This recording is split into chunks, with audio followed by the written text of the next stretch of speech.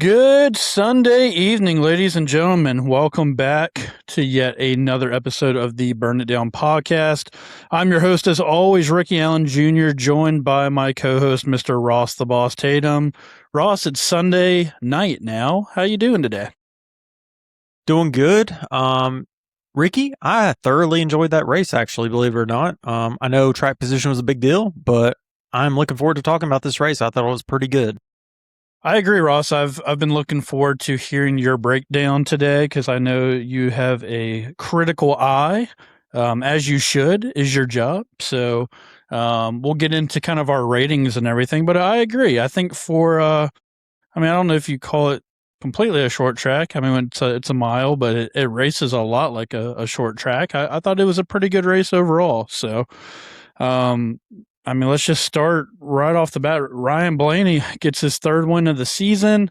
Ross, you called it. You asked me at the end of the episode, name one outright winner. I think we were both, pretty much on the Penske bandwagon all weekend.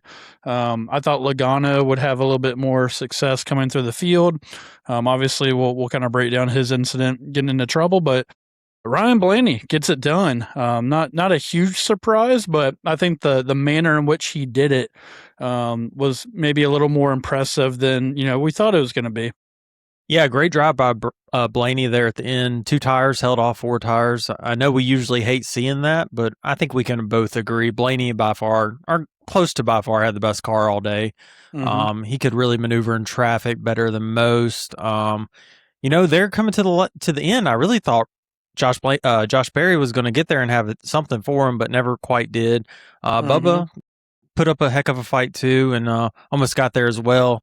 Blaney was definitely having a little trouble navigating lap traffic there at the end. But the one good thing about New Hampshire, which I will brag about New Hampshire, is you can kind of run multiple lanes and you can kind of sort of get out of the dirty air, which makes it a little bit easier to lead there. So great job by Blaney capitalizing and winning, taking the best car and winning despite his pit crew. He pulled it out. Absolutely, and we're kind of working our way backwards, which is fine. We'll get in. Honestly a lot to break down in this race. Um, but yeah, I mean Blaney's composure, and I'm wondering, we had the instance of where Gibbs took the two tires a couple weeks ago, and we were mad as hell. So I'm trying to determine in my own head, is it just the driver out front that makes the difference? Maybe it's skewed a little bit because I know we both like Blaney. We don't have a problem with him winning. If that's Bubba Wallace or Ty Gibbs or Hocevar, like, does that ruin the race for us because of the two tires and we're bitching about two versus four tires again? Maybe. Um, but I agree with you. I mean, he had the best car. I think there was different parts of the race where there were some other guys that kind of got up front. But overall, I think it was a deserving winner, and he did have to work for it at the end. It wasn't like he was just clear off into the sunset with no one around him. Yeah, I feel like the difference, maybe in my opinion, is yeah, it's not Ty Gibbs, but I feel like you could pass a little bit. Like I feel like you could pass for the lead. I feel like there were things you could do with Arrow to make passes, and I don't know if Bubba would ever, if maybe that run was 20 laps longer, if maybe he could have got there, or maybe Josh Berry could have got there. But I just felt like Blaney all day was deserving of the win. I felt like he had the best car, and so I guess that's where I get a little bit of satisfaction. I do normally like seeing the best car win. Hmm. Yeah. So I think the biggest moment in the race for the 12 team obviously was he did work his way to the lead, and it wasn't easy for him. He did have to kind of methodically work his way to the front.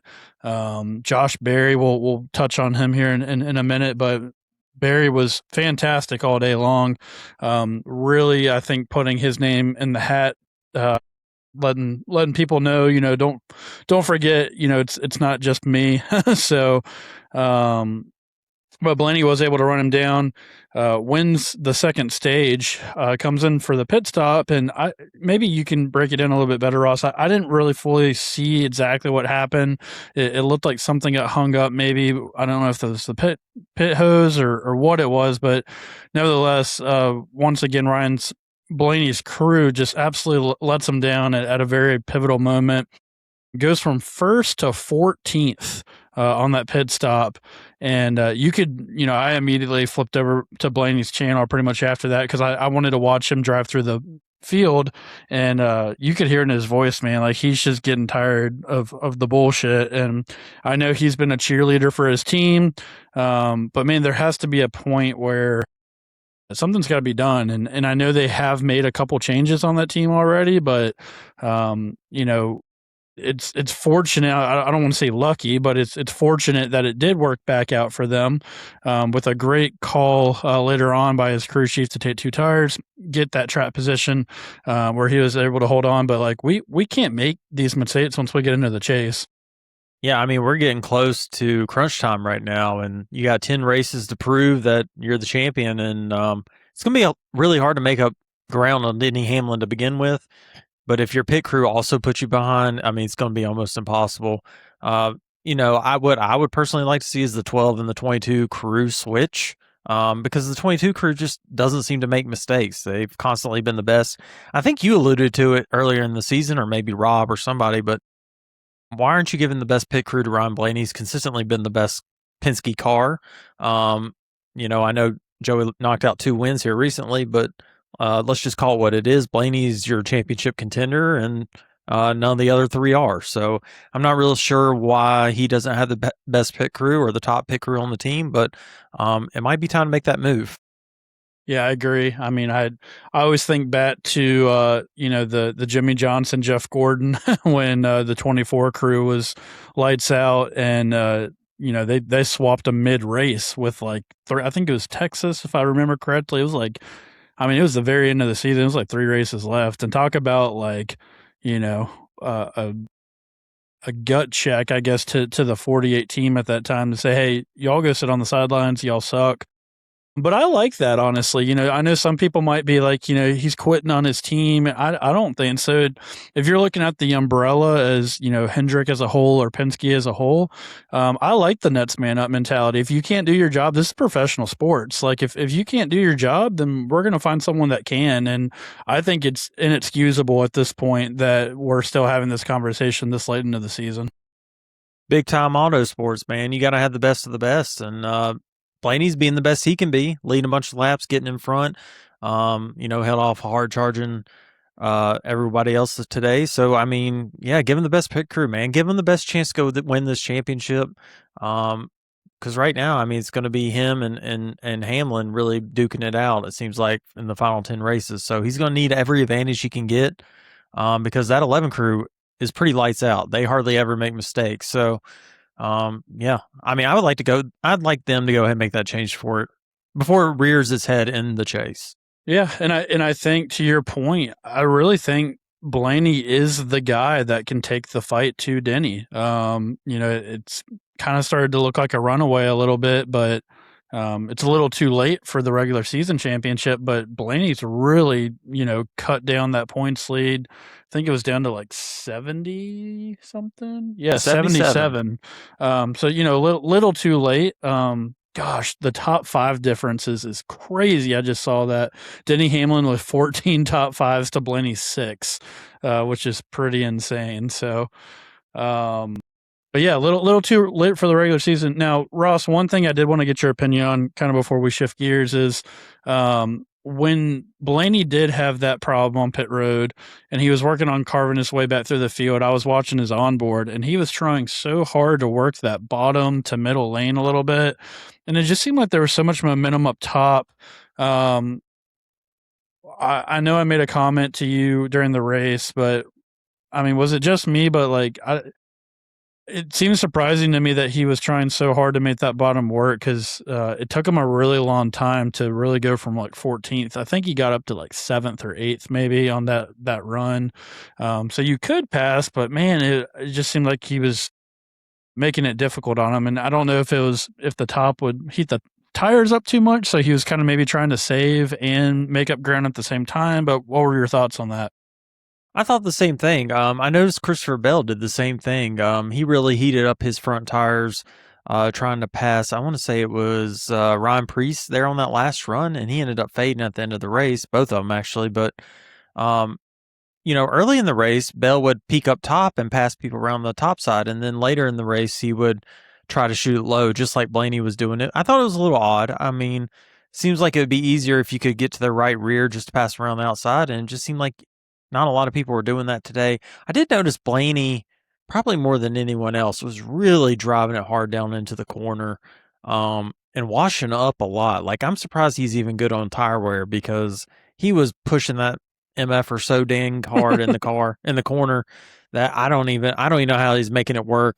He had this weird entry where he would drive it in really hard and then exit really high, and it worked for him for whatever reason. But yeah, I was also curious about that. It just seemed like the top was dominant. It seems like you would want to get up there and make passes too.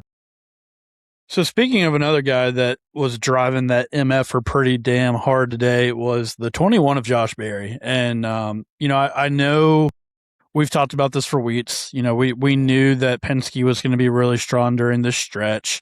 But I'm very impressed by Berry and the 21 team. I think you could expect them to maybe run top 15, maybe top 10, but some of the runs that he's had the last couple of weeks and then this week in particular, and man, he was pretty fired up today. I don't know if you had a chance to listen to some of his radio. I think they played it a couple times on the broadcast, but I mean, he got up there and moved Bubba Wallace at one point, like kind of middle of the race. He was kind of a little bit of a smartass to his crew chief a little bit here and there. So, but what were your overall thoughts of the 21 drive today? Blaney, I mean, God, there's so many damn B's in the field right now. There's Blaney, Byron, Bubba, Bill. There's everybody.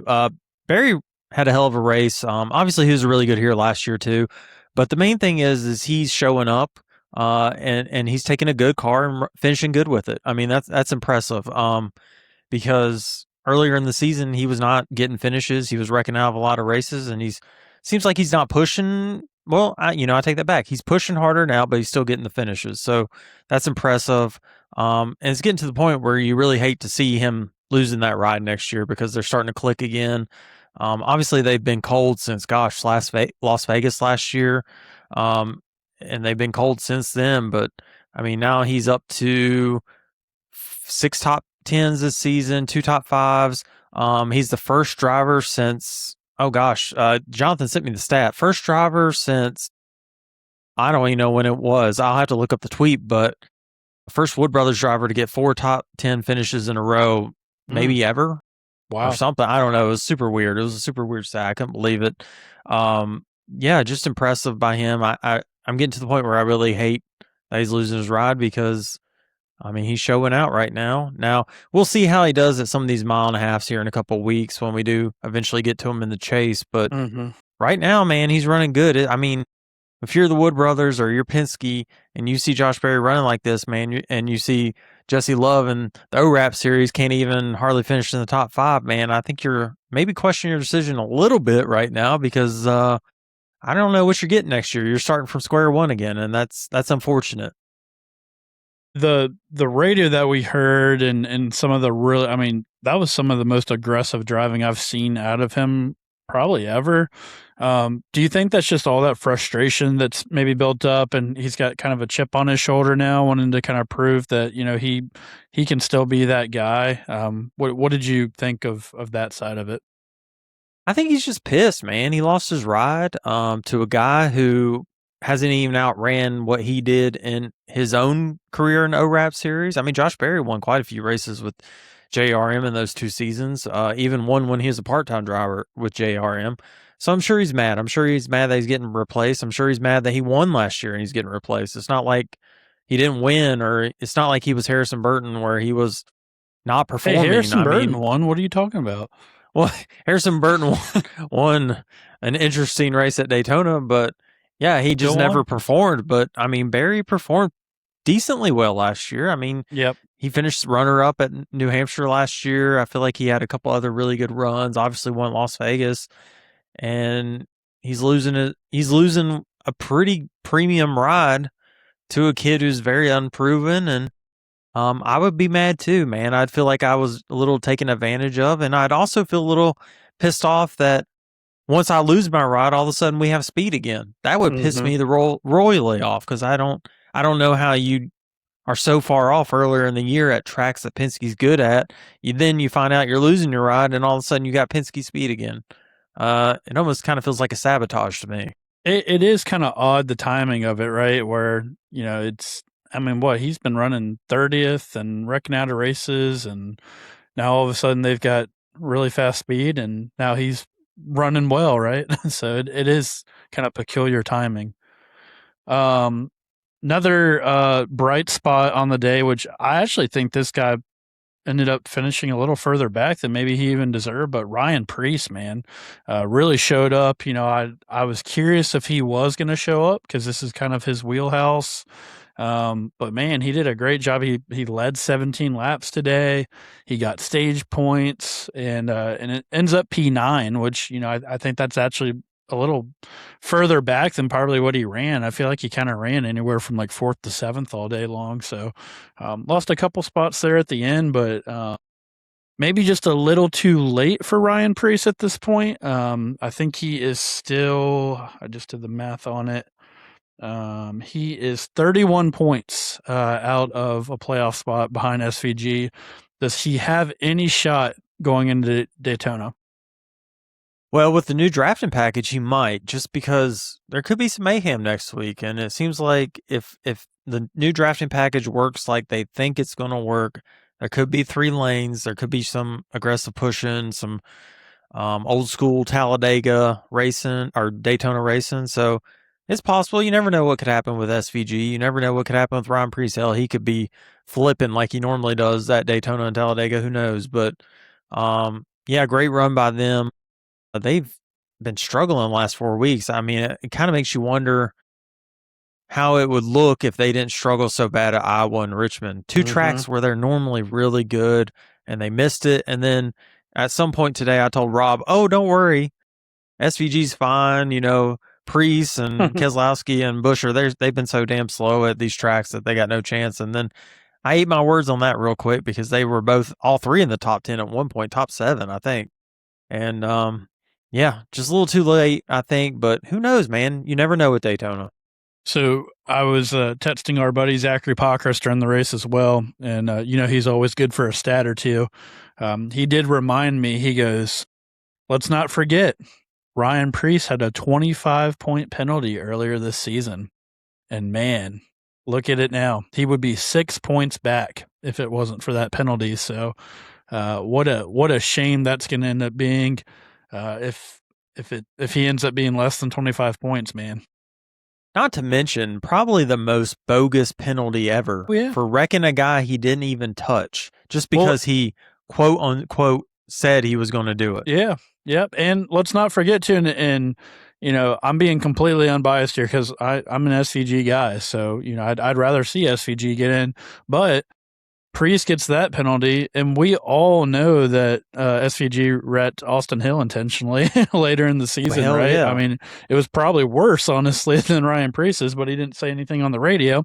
He gets no penalty, so that's a little controversial in my opinion. Not to mention, there was not even a debate about that one. I don't feel like Yeah, I ever heard about anything well, he got about that swept on the under the rug pretty podcast. quick. Yeah, it got swept under the rug real quick. Yep. So yeah, it's kind of messed up how that works. I don't know if you could. I don't know what the statute of limitations are on that, but if I was Ron Priest and I missed because of that penalty, I'd be Yep. pretty ticked off. Oh I yeah. mean, there is Absolutely. visual evidence of him not even touching Ty Gibbs in that wreck, Yep. and It was arrow. yeah, it's wild. It's wild. Oh, by the way, I did find that Barry stat. Not to backtrack. First Wood Brothers driver since Morgan Shepherd in 1994 to have 4 straight top tens. That was Wow. courtesy of Jonathan Woods, And loyal listener. that's the last 4 races that he's got the Last top the 10s? Yep, the last 4 races. He hasn't finished worse than 8th Wow. since Indianapolis. How about that? North Wilkesboro, I don't know what happened to him, but I feel like he was running okay, and then he got in he got in a crash real early. It was super early in the race, but Mm, yeah, it's crazy how that works. It's like as soon as he was announced, all of a sudden he's running good again, or maybe he got motivated. I don't know. Pretty weird yeah, though. yeah. Well, speaking of the Ryan Priest SVG conversation, I would not be doing our boy justice if we did not give a shout out to SVG. The man is pretty damn good in wet weather conditions, man. That was really fun to watch early on, ripping that apron line and keeping his tires cool. And man, that was, I mean, what did he get out to, like a 7 second lead early? 7.43 or something crazy. Awesome job by SVG. Um, and I'm going to call NASCAR out right here. You guys kind of made it unfair right there, calling for non-live pit stops. We do live pit stops in the rain at road courses. Why can't we do it at an oval? I don't really understand what the difference is. These guys assume risk anyway. I don't think the stoppability is going to be that much worse. Maybe just lower the pit speed somehow. I don't know before the race if you're worried about that. But yeah, SVG kind of got screwed there. Basically lost all his track position after that caution for the tire change that NASCAR mandated. But man, what a run! That was really fun watching him lead. He's surprisingly like quite a few laps at ovals this year. So, but yeah, that was real fun. I'm glad you brought that up because I hope the next step in the evolution of this wet weather tire thing is I would love for NASCAR just to put it in the team's hands and let them choose if they want to go to stickers or not. And I guess it's a safety thing, so like I partially understand it, but you could almost split the difference. Like I think you could declare wet weather conditions, right, and make everyone start on the wet tires, and then maybe at some point during the run, like NASCAR can declare that it's dry enough, or it's in between, or whatever you want to call it. But basically, like when they declare it, like now it's in your hands. Like you can stay out if you want, but if you want to take the risk, you can also come in and put stickers on. And I think that would be so much fun to watch because then it's the risk versus reward. Maybe the track's not quite good enough yet. And so someone's going to come in and take a risk, and maybe they come out there and bust their ass. But like, they took the risk. So I don't know. I would just love to see, I think there's a way to do it where you can kind of, keep safety in mind, where obviously, you don't want to see guys putting stickers on when it's clear that they should not be on stickers. But I don't know. I think there's a happy medium there somewhere where you can kind of put it in the team's hands and make it really fun and strategize. Yeah, me too. I just I don't like taking that competitive part of the sport out of the competition when you do it that way. I just wish that if they know there's a possibility that they're going to use the wet weather tires, then before the race, just lower the pit speed, because I feel like that's all it's about. They're worried about the guys on pit road getting ran through a pit stall and getting ran over and stuff. But to me, it doesn't. We're not racing when the track is like soaked, right? We're racing when it's damp. It's not like we're like hydroplaning down pit road. They pretty much make sure pit road's pretty dry before they start racing. So I wish they would just go ahead and make that change, and like you said, put it in the team's hands, because man, that would have been really compelling. It would have been really interesting when someone like SVG or Christopher Bell or whoever would have pitted. And also, I mean, if he had a 7 second lead and then he pits and he ends up winning the stage by 1 or 2 seconds, I mean, that's a big deal, you know? Basically, he had led the first part of the race for nothing because he was going to get it scratched away anyways. Mm-hmm. And not to mention just an opportunity to throw a little bit of shade. If we're so concerned about safety, but we're going to have one lug nut over five and have tires come off. So maybe that's Yes. a conversation for another day, but I figured I'd go ahead No, and I mean, throw if you that out want to there. get into that, I mean, I agree with you 100%. I mean, if we're talking about safety, then we need to switch back to the 5 lugs. This one lug stuff is not safe at all. One day, especially when we get to these lower series, putting these tires on, when Mike Was it Harmon Indy Racing is, that it cleared the fence or well, yeah, almost so did? Yeah, the Indy 500 last year, maybe But that's 2024. in 500. Okay. Yep. Yeah, someone hit it, but they're single lug But as same well. concept. Same concept. Someone hit a tire and it flew in the stands, hit a car, damaged, hit the car out in the field or whatever. And I just worry, man, there's going to be one day when Mike Harmon Racing or someone, if we switch all three of these series to single lug nut, Yep. they're gonna not get it tight. They're going to be running around the track. Someone's going to hit it, knock it in the stands. And I Yep. just, if I'm NASCAR, why do I want to assume that risk? We're talking about risk a lot. Why assume that risk? Why put yourself in that situation when you could easily just do 5 lugs and not have that situation at all? I mean, I just think you're setting yourself up for failure. Even continue with the single lug nut in the Cup Series. I think it's ridiculous. And honestly, it's made fuel mean too much and tires not enough. And I Yep. think we need to go back to the 5. Preach. Preach, brother. Heard, chef. Heard. Heard, chef. I need to get a beer too, like you, man. Yep. What are you drinking, by the way? Just a little Bud Light Lime. Bud Light Lime, Limerita. I had to cut I my hear you. grass this evening, so it kind of goes together like cocaine and waffles. Nice. I Yep. also shaved my pubes today, so yeah, that's good. Attaboy. Oh, cutting grass. Gotcha. Okay. Oh Lord. I'm just being Okay. stupid. Yeah, my bad. Where are we at here? Where are we at? All right. So Ryan Priest. All right. While we're on our little rant portion of this episode, Carson fucking Hocevar. I don't know how much more I can dislike this stupid idiot, this kid. I don't know, Ross. I don't, he gets himself a little, he wins a super speedway race, at parties like it's going out of style, goes to the Met Gala, gets a little influencer girlfriend now, and he thinks he's hot shit. Okay. Listen, the dude has just been, he's completely reverted back, to his normal, just idiotic self. I saw Eric Estap tweet today and said something like, "What in the world's been going on with Hocevar? He's completely reverted back to his old self." And I'm going, dude, he's never changed. Like he had a little bit of a run where, I don't know if you call it mature or he just settled down a little bit, but I don't know what's going on in this guy's head from the. Did you see Kevin Harvick, by the way, call him out on his podcast earlier, where he said something like it's so hard to like double shift in these cars or something? Like he said the same thing you said, basically, like he didn't buy that, like it was an accident type of thing.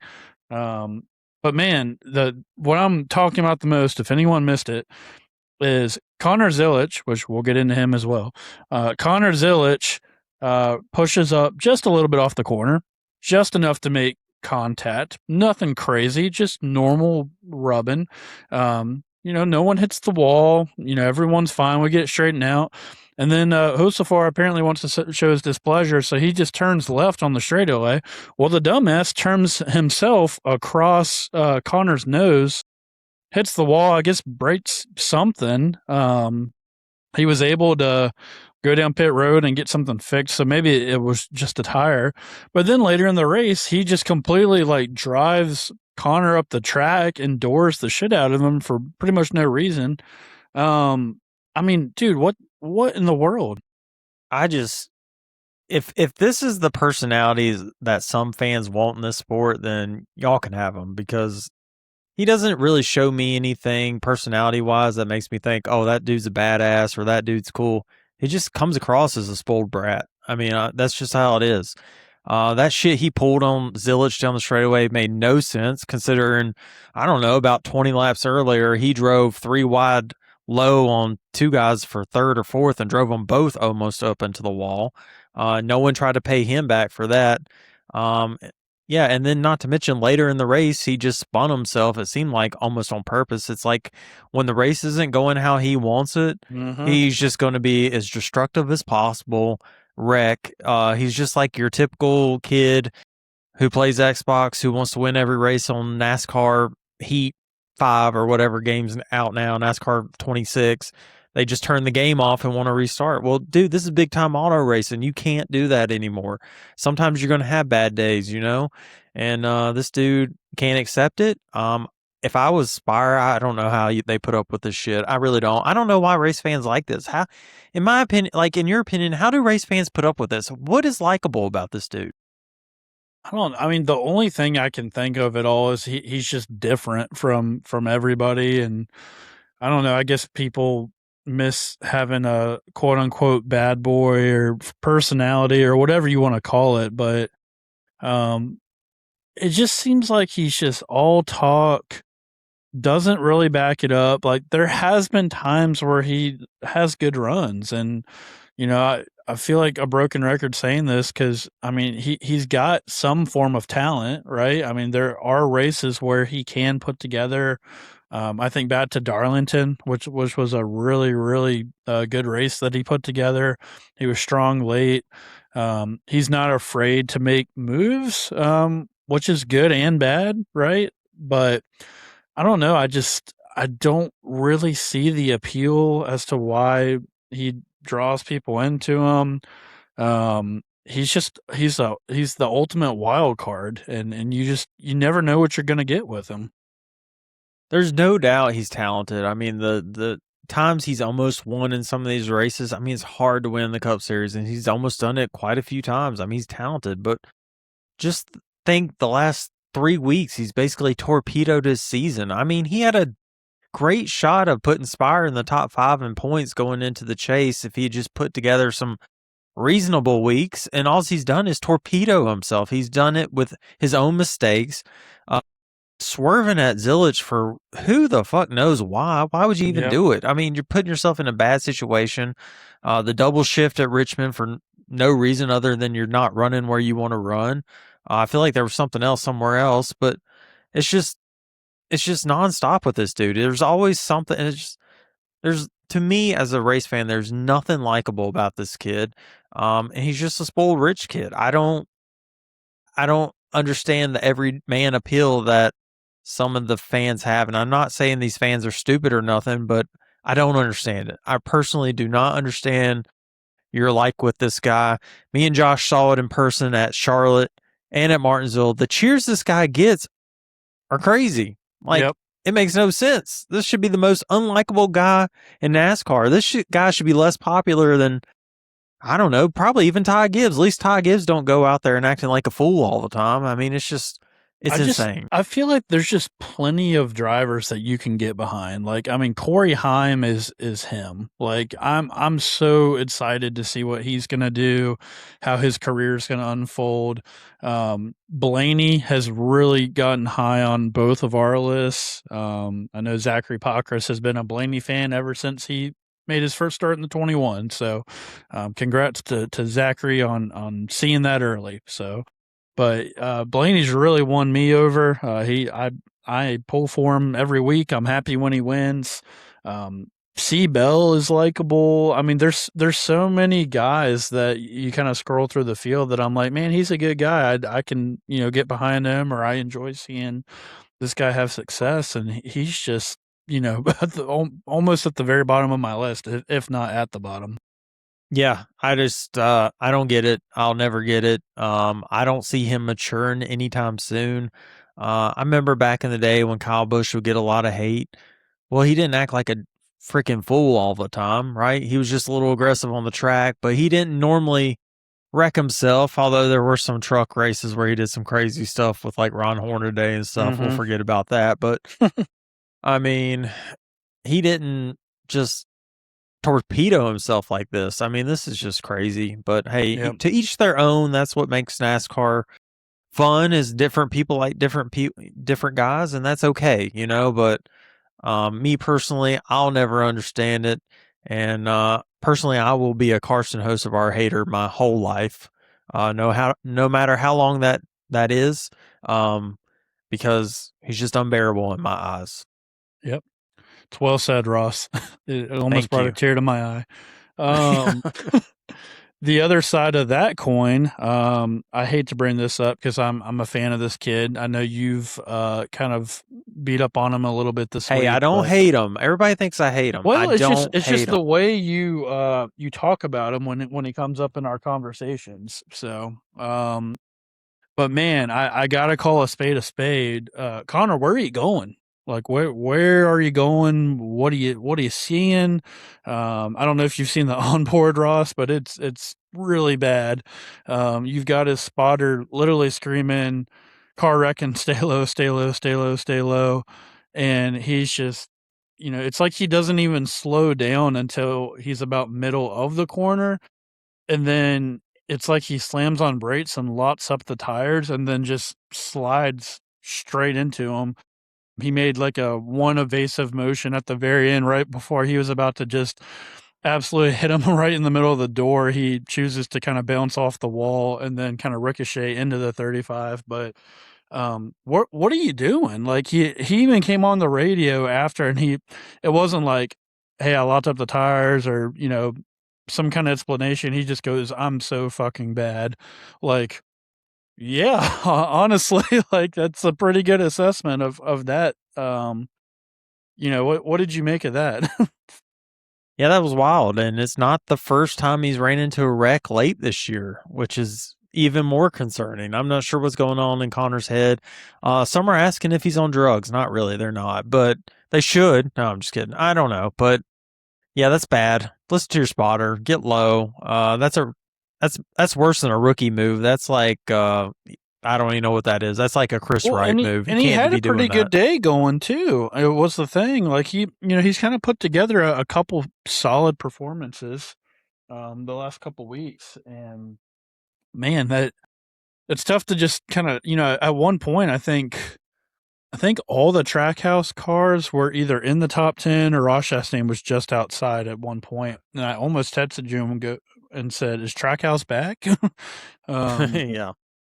Obviously, Ross had his issue. That was kind of a weird mechanical thing. But yeah, so Ross ends up finishing 36th, Connor 35th, and then SVG 20th after, kind of a really good start to the day. So just another rough outing for Trackhouse. Hey, the streak continues. Connor Zilic has still not beat both of his teammates in a race this season, so we'll go on to the next one at Daytona. Maybe he can make it happen there. Uh, a generational talent probably wouldn't run into a wreck like that, but who knows? I don't know. I'm not going to hate on him anymore, but that was truly bad. I mean, that It was was as really late bad. as you can hit somebody. Yep. I mean, Um, I'm surprised Riley wasn't like already unstrapping his belts. That's how late he yeah. got hit. Yeah, yeah. I mean, it was very, very late. It almost reminded me of I want to say it was Bristol one time, and I think Michael Waltrip was like half a racetrack behind a wreck, and he ran into a wreck, and it almost reminded me of that. While we're shitting on people, I'm gonna go ahead and keep this going a little bit. Is it time to start thinking about why John Hunter Nemechek is in the Cup Series? It's funny you mentioned this. I had made a list of heroes and zeros this weekend, and we have gotten to all the zeros Oh, except for one, which will be let's later. go. But John Hunter, man, between the truck race Rough and the Cup weekend. race, oh Yeah. my gosh, lowest IQ in NASCAR, and I don't think it's Yeah. up for debate. Just puts himself in terrible situations, pushes the car at stupid times for no reason. Clearly slower than Denny Hamlin in the Cup race. Decides, I guess, because Denny supposedly may or may not have had relations with his ex-wife, decides he's not going to let him go and just spun himself out without contact and wrecked and destroyed his day for no reason. Man, this guy is he needs to calm down. Jimmy, sit your boy down and ask him what Yeah. the hell's going on, man. Just slow down. It's easier. What do they say? It's easier to slow down a fast driver than speed up a. Well, the dude's Slow. slow and he's Yeah. driving like shit. Yeah. So I Slow don't and know. reckless is not a good combo. Yeah, it's not a good combo. He makes horrible decisions, and quite frankly, if I was the crew guys at Legacy, I'd be sick of Uh-huh. that shit. And not to mention, you got another guy that wrecks a lot coming in next year in Riley Herbst. So it's going to be an expensive year for Legacy Motorsports next year. match made in hell. And while we're still on the shitting on John Hunter Nemechek, that is the stupidest fucking thing to change the number to 40. I'm sorry. Like, I get it was their 40th anniversary or whatever, and I'm sure it was some sponsor person at Dollar Tree that's like, I got a great idea. Let's change his number to 40 to match our thing. I think that's really dumb. I wish that was kind of off limits. Like, I don't think you should be changing the numbers of race cars from week to week. I don't know. It just kind of maybe irrationally pissed me off a little bit, and I just don't like John Hunter Nemechek to begin with. I think he's very unlikable. I think he's got a very punchable face, and yeah, he's just he's pretty high on my shit list. So Something about his interviews just ticked me off. He always seems like nervous or it's something in the way he talks. And you can ask Jonathan Woods. I used to be the biggest John Hunter Nemechek guy for a long time. Like, I was like, man, this guy's talented. He's winning in his dad's equipment, the truck series. He's beating the big boys. He's beating the KBMs and the JRMs when they had Custer for a year and all those guys. And yeah, he's just gone right down my list of bad drivers. And yes, I also hate the number change thing. Teams are getting a little too free with this right now. A lot of teams are doing this number change for a week thing. Can we just stick to our numbers every week, guys? That would be great. By the way, all-time bad day for Dollar Tree, 31st and 33rd. Yeah, maybe you should have picked a little bit different track. How does Dollar Tree even have this money to sponsor a NASCAR race and 2 race cars? Like, I don't know. Is this a money laundering thing? Like, what's going on here? I don't know. I do know Dollar Trees are pretty busy. Just from experience. I know nothing's $1. That's for damn sure. No, everything's $1.25. There are stores now where it goes up to $5 and Dollars Tree. But yeah, I do know that. So the CEO of Dollar Tree now is the guy that used to be the CEO of Dollar General, and he is a big NASCAR guy. So when he left Dollar General, if you may have noticed that Dollar General got the heck out of the sport, and Dollar Tree got the heck in the sport. So I'm not going to hate on Dollar Tree just because they are paying money to be in the sport, and we like to see big time sponsors. I mean, they probably are a Fortune 500-ish company, and there's not many of them left anymore. So as much as I want to poo-poo on Dollar Tree, thank you for being in the sport. Thank you for spending your money. I just wish you could be a little bit better. We just shit on you. Don't leave us. Please stay. We need you. If we get Family Dollar back in the sport, then we are truly screwed. We're back. Oh, I feel like yeah. I got one. Noah Gragson, top 10. Yeah. Good job, he's Noah. Another one of those guys that seems to kind of have turned the page after his contract extension. Yeah, I wonder what that is. I wonder what's causing that. He was the top FRM guy and most of the day. Like, it wasn't a fluke. Like, he legit ran up near the top 10 all day. So shout out to Noah. I'm not a big fan of him, but it's always good to see some of these guys show up out of nowhere and get good finishes. I mean, a little organization get a solid top 10 with no real strategy involved. That's a big deal. So shout out to Noah. Yeah, good point, Ross. I'm curious to get your take on this. They kind of rebounded a little bit. I mean, C-Bell was the highest Gibbs driver. You got obviously Bubba that had a day. We touched on him. Finished second in the 2311 car, but to me, Ross, this was kind of the first race this season that I can even think of that JGR kind of looked a little human. Now, again, they weren't out to lunch or anything. Still good results. Like I said, Bubba second, C-Bell fourth, Ty Gibbs sixth, Denny seventh, Reddick eighth. So you still got 1, 2, 3, 4, 5 Toyotas in the top 10. But no real threat, I felt like, for the win today. I was a little surprised that C-Bell wasn't a little stronger. I feel like that we didn't really say Denny Hamlin's name much today. I know he, quote unquote, kind of got involved in that Tyler Reddick spin. Don't really think he got much damage that I could tell, but kind of a quiet day for the JGR camp. Yeah, I'm sitting here looking at the results. 0 laps led, and I'm curious if that's the first time JGR hasn't led a lap in a race this season. Hmm. I would be That'd curious be about that because all right, Zachary Pockris. When you're listening, do yeah, some find homework out for by us. by Thursday and let us know Yep. because I want to say JGR has probably led 20% of every race this season. I mean, they Yep. or more. I mean, they've led a ton of laps. I'm sure there's a road course they probably didn't lead a lap, probably like a Watkins Glen or but I want to say that's probably the first oval they haven't led a lap. Yeah. And It could also, be. I do want to mention this too. Kyle Larson is the only Chevy in the top 15 besides Alex Bowman, who finished 15th. Not a good day for Chevy. I didn't realize it was that bad. For some reason, throughout the day, I felt like they were running reasonably well, but Mm-hmm. I knew Chase Elliott struggled, but gosh, I felt like there were a lot of Chevys in the top 15 for most of the race.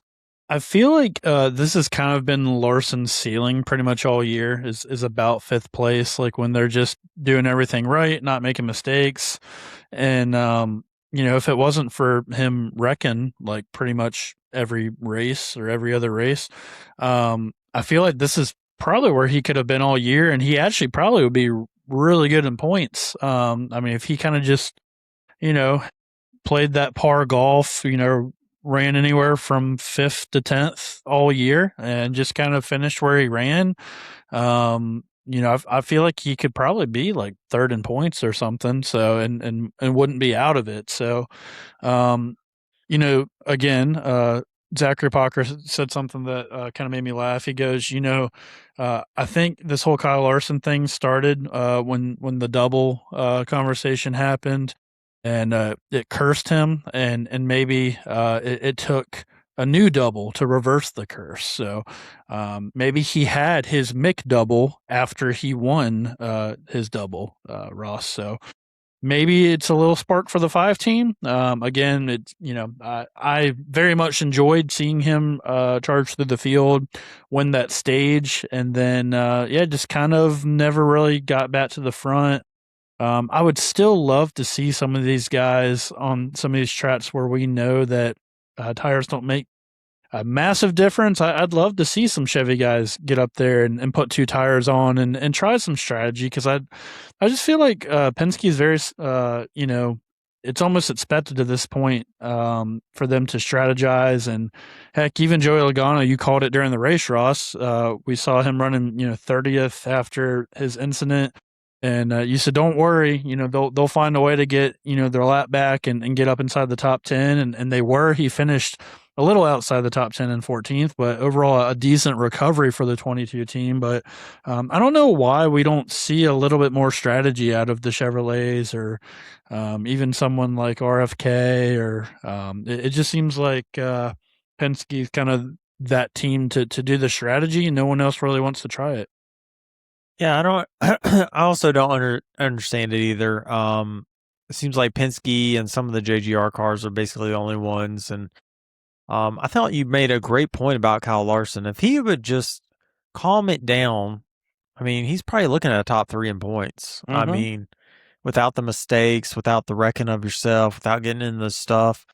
I wonder if this season will kind of be, and depending on how the chase goes, I wonder if it'll kind of be a wake up call for Larson to maybe, I don't know, tone it down a little bit next year. Mm-hmm. I mean, there's nothing wrong with being aggressive, but but taking yourself out of a lot of these races might cost him a chance at a championship because, I mean, there's a decent chance Hendrick figures this out halfway through the chase or earlier in the chase. There's at some point they're going to figure it out and they're going to be fast. And I'm just wondering if by the end of the year he's going to regret some of the, self spins and stuff that he's done this year. I mean, he's got 3 DNFs and he still has 9 top 5s, which is what, fourth most? So you got Denny with 14, you got Seabell with 11, and then you got Ty Gibbs, Reddick, and Briscoe all at 10. So, I mean, he's literally right behind a lot of the Toyotas with top 5 finishes with 3 DNFs. So, yeah, man, and still seventh in points, which is not great, but yeah, you throw some of those. I mean, he's had several of them too. It hasn't just been one, but he's had several races where Maybe it's not even marked as a DNF, but it was still a terrible result. And man, even if you give him half of those back, he's probably in the top 5 in points and maybe even better. So yeah, it'll be interesting to see if he changes his driving style at all going into the chase. And yeah, it's just Kyle Larson is a lot more on the risk side for the risk reward, and it's panned out for him great, but there's a lot of times it's bitten him as well. So I would like to see a little bit more consistency. I feel like someone like Ryan Blaney is really, really good at being consistent and getting the most out of the car. And sometimes like he just has really bad luck, but I don't normally see like Blaney putting himself like in a bad position or he just wrecks himself. Like it's just like that rarely happens. Yeah, and it's rare that Larson has, and maybe it's just driver skill or maybe it's the car, but it's rare that he has worse than what, 7th place speed in a race. Mm-hmm. Yep. So if he just managed and stayed, like I think back to Chicagoland and Atlanta, and I know like Indy wasn't his fault. off days are still better than most people's good days. Like, Yeah, his off days when he struggles, he's not gonna when Chase Elliott struggles, he's probably gonna run in the 20s. yep. When William Byron struggles, he's probably gonna run in the teens. But when Mhm. Larson struggles, it's like back half of the top 10. Yep. Like he can still overcome it for the most part. So yeah, I would like to see him clean it up, but at the same time, I know as you as a Larson's fan, you probably want to see him be aggressive. Still, like you just want him to pick and choose his spots and not just Yeah. be on kill 100% of the time. But and I think there is something to be said for though that consistency and momentum's a real thing though. I mean, I would like to see him instead of have this yo-yo season where it's like, he can crank out 4 top 5 finishes, in 5 weeks, which he's done that this season. And then he has a stretch where he's finished 30th or worse in like 4 races in a row. And it's just like this mentally taxing, like yo-yo of a season. And I'm like, man, just give me like 7, 8 top 5s, some really good consistency. And then, I feel like your confidence, your team's confidence, everyone's going to be like, man, we're right there. Like we need that little extra bit. And I feel like it's easier to go after a win from there than just trying to blow one out of the water when you're, up and down. So I don't know. That's just me, but, yeah, we'll see. It's clearly not Hendrick's year. Again, we're one race to the chase. Larson and Byron still have no wins, but I feel like you almost got to put it on the back burner at this point and not really think about it and just go out there and do the best you can in the last 11 races of the season and see where it stacks up. Yeah, I feel like they're gonna figure it out. I really do. I feel like they'll figure it out before the end of the year, and I think Larson or maybe even Byron is gonna pop off 1 or 2 wins. Gosh, wouldn't it be awesome if they just went on like one of those Tony Stewart runs and he just wins like 4 or 5 races in the chase and Well, steals that'd be it from awesome for Denny you. yet That would again? not be awesome for me. Gosh. I don't, I'm not the biggest Kyle Larson fan in the world, Yeah, but yeah, yeah. you are, so I'm sure you would love it. But I would enjoy I'm sitting it. here looking at laps led, and Kyle Larson is actually 3rd in laps led this Yeah. season. I would not have Well, I figured feel like that. some of that skewed a little bit because of Bristol and some short tracks. That's true. 284 laps at Bristol alone, so Yeah. that was a lot of it. Yeah, but Yep. I don't know, man. We're getting down to the nitty gritty. We're almost to the Yep. chase, which is crazy. Yeah. Well, speaking of the chase, we're nearing it. Let's go over our picks, Ross. And your reign of terror has finally come to an end. Josh Berry, what a pick by myself, if I may say so myself. Defeats Austin Cindric, gives me my 11th win of the season, which means, Ross, we are tied now with 11. 11's the number. 11 wins each with 11 races to go, which means somebody will be a winner because there is an odd number of races left. So I'm sitting here looking at the drivers remaining. I'm not super confident because I've used up a lot of good guys. So I do think the advantage kind of tilts to you a little bit as we go to this home stretch. But we kind of have a wild card race next in Daytona, which we'll start setting the table for this Thursday. But Ross, You, my friend, have the first pick for Daytona. Well, this is gonna be tough. I'm gonna have to look at the list. I can't. You're gonna have to tell me if I picked these people or not. Yeah, I got you. I So got you. you know what? I'm gonna just. I'm not saying I'm laying up, but I'm gonna take a. I'm gonna take someone who I don't like. I don't like Oh, this driver. Um, this driver probably shouldn't have a cup ride next season. He should probably get replaced by the guy that finished third today. I think you mentioned it. I'm going to go with the GOAT ORAP Series road or Super Speedway racer Austin Hill at Daytona. okay. It's not a bad pick.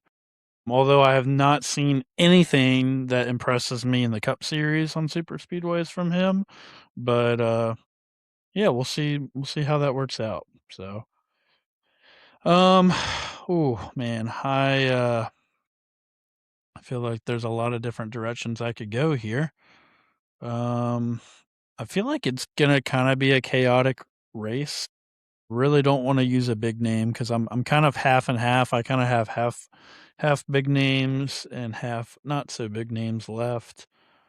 Uh, I'm gonna go pretty wild. I think you took this guy on a super speedway earlier this season, if I'm not mistaken. Give me Cody Shane Ware to lead me to the promised land past Austin Hill.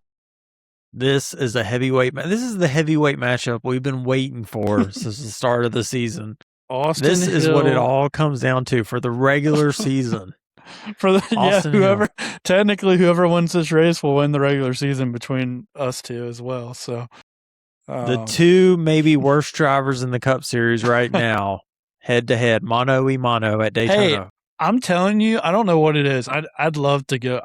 I will report back on this on Thursday, but for some reason, I feel like this Daytona summer race, Cody Ware does pretty damn good. I want to say he does. Like I just remember either seeing him lead or like his name in the top 10 or around the top 10 for whatever reason. And it's probably because he sucks so bad that he's always so far back and misses all the big wrecks and just kind of keeps leaping forward. So, yeah, I don't know. I'm gonna go with Austin Hill gets caught up in some kind of wreck, whether it be his dumbass doing something wrong or someone else's, and we're gonna have kind of the tortoise and the hare is what I'm going for here. So, uh, spray Cody paint a Cody 51 number on that. Cody Ware has two career top tens, a sixth and a fourth, both at Daytona and both in the summer race. There you So go. that might be a hell of a pick. There you go. 2022 and 2024, even where Cody Ware, or Ooh, God, 22 even and year. 24, and now it's Yeah, 26. Oh, yeah. baby. If I could Take speak it to the tonight, bank, baby. Give me a top yeah, 10. yeah. I'm gonna You put it might. on DraftKings too. Top 10 Cody Ware.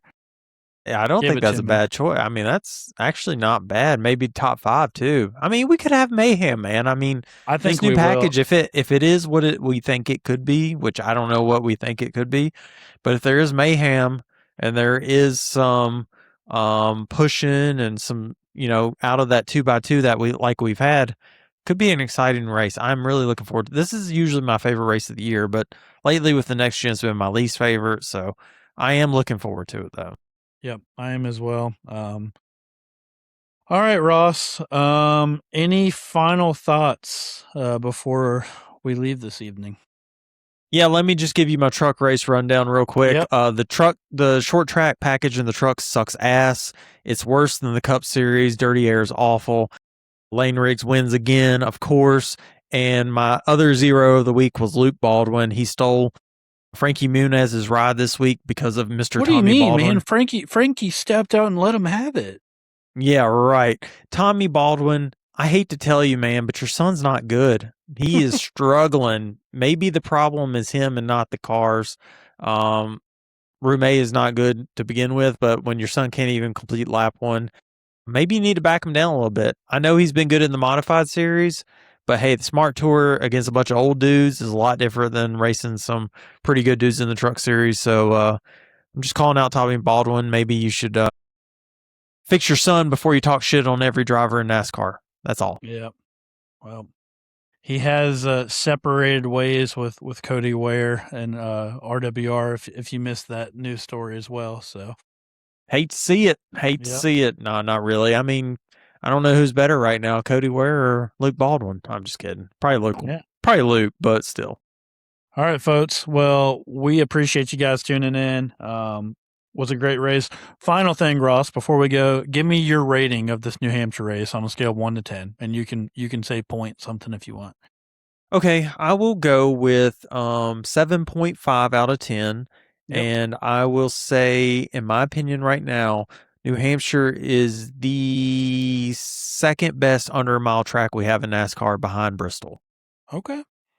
That's a pretty good take. I honestly I was kind of right between a 7 and an 8, and I think I'm gonna pretty much agree with you. I think that's a good number for this race. We'll take a look at Jeff Gluck's was it a good race poll and see what the percentage is. But I would think something maybe in the 70%. It wasn't lights out or anything, but there was a lot of action between the rain and different strategies, and obviously it was a pretty exciting ending watching Blaney hold off Bubba and Barry there. So another one in the books. 25 down, 1 to go in the regular season.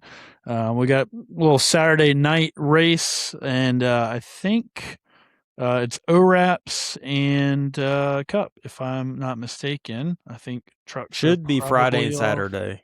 Yeah. Friday and Saturday. I think yep. trucks are off. Yeah. Trucks ended their regular season That's right. Sunday? Yep. Saturday? Yeah. Friday? Whatever day they race. Friday, Saturday? I don't Saturday, know. yep. They ended that. Yeah. So they will start their chase at Bristol on September 17th. So almost a month off for those guys, which is a long time. So That's ridiculous. We got to fix that schedule. ORAPs has been off for a couple weeks. So we'll have ORAPs Friday night, and then the Cup Series on Saturday night. So should be a lot of fun, guys.